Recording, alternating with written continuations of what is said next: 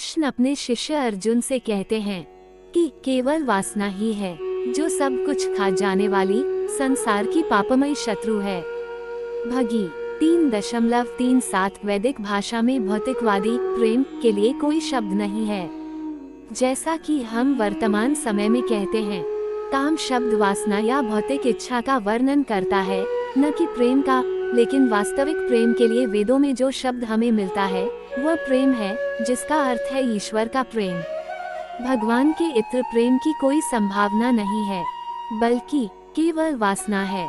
तत्व के इस वातावरण में मानव के कर्मों की संपूर्ण श्रृंखला और केवल मानव की ही सभी गतिविधियां नहीं, बल्कि सभी प्राणियों के कर्म काम वासना, पुरुष और स्त्री के आकर्षण पर आधारित हैं, प्रोत्साहित हैं और प्रदूषित हैं।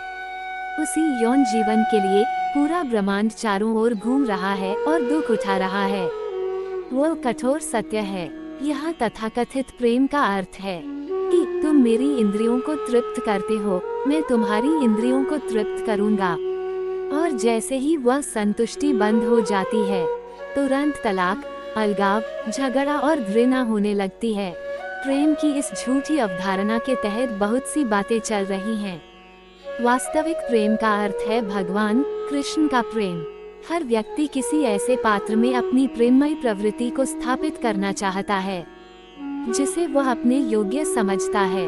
लेकिन प्रश्न केवल अज्ञानता का है, क्योंकि लोगों को इस बारे में कम ज्ञान है कि उस परम प्रेम पात्र को कहाँ खोजा जाए जो स्वीकार करने योग्य हो और उनके प्रेम का उत्तर देता हो। लोगों को बस पता नहीं होता, कोई भी उचित जानकारी नहीं है। जैसे ही आपको किसी भौतिक वस्तु से लगाव हो जाता है, वह आपको आघात पहुंचाती है, आपका क्षरण करती है और निराश करती है। आपको संतुष्ट और निराश करना ही उसकी नियति है। भौतिक चेतना में हम उसे प्रेम करने का प्रयास करते हैं जो प्रेम करने योग्य है ही नहीं। हम कुत्तों और बिल्लियों को प्रेम देते हैं, जिससे जोखिम रहता है कि मृत्यु के समय हम शायद उनके बारे में सोचें और परिणाम स्वरूप बिल्लियों या कुत्तों के परिवार में जन्म लें। इस प्रकार जिस प्रेम में कृष्ण नहीं है, नीचे की ओर ले जाता है। ऐसा नहीं है कि कृष्ण या भगवान कोई अस्पष्ट वस्तु या कुछ ऐसा है जिसे केवल कुछ चुने हुए लोग ही प्राप्त कर सकते हैं। चैतन्य महाप्रभु हमें सूचित करते हैं कि प्रत्येक देश में और प्रत्येक शास्त्र में भगवान के प्रेम के कुछ संकेत मिलते हैं। दुर्भाग्य से कोई भी यह नहीं जानता कि भगवान का प्रेम वास्तव में क्या है। हालांकि वैदिक शास्त्र इससे अलग हैं, क्योंकि वे व्यक्ति को भगवान से प्रेम करने का उचित ढंग बताते हैं। अन्य शास्त्र इस बात की जानकारी नहीं देते हैं कि कोई व्यक्ति भगवान से किस प्रकार प्रेम कर सकता है, और न ही वे वास्तव में परिभाषित करते हैं या वर्णन करते हैं कि वास्तव में भगवान क्या है या कौन है। हालांकि वे आधिकारिक रूप से भगवान के प्रेम को बढ़ावा देते हैं, लेकिन उन्हें ये ज्ञान नहीं है कि इसे क्रियान्वित कैसे किया जाए।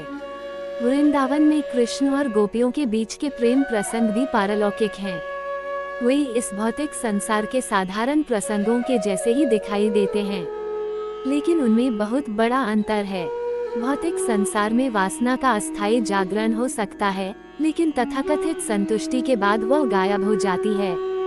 आध्यात्मिक संसार में गोपियों और कृष्ण के बीच प्रेम लगातार बढ़ रहा है। यही पारलौकिक प्रेम और भौतिक वासना के बीच का अंतर है। इस शरीर से उत्पन्न वासना या तथाकथित प्रेम शरीर के समान ही अस्थायी है, लेकिन आध्यात्मिक संसार में अनंत आत्मा से उत्पन्न होने वाला प्रेम आध्यात्मिक स्तर पर होता है और यह प्रेम शाश्वत भी है।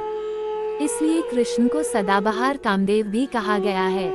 दोस्तों, प्रेम को समझें। प्रेम और अध्यात्म एक दूसरे के पूरक हैं। जैसे एक सिक्के के दो पहलू, लेकिन प्रेम शाश्वत होना चाहिए, शारीरिक रूप से नहीं।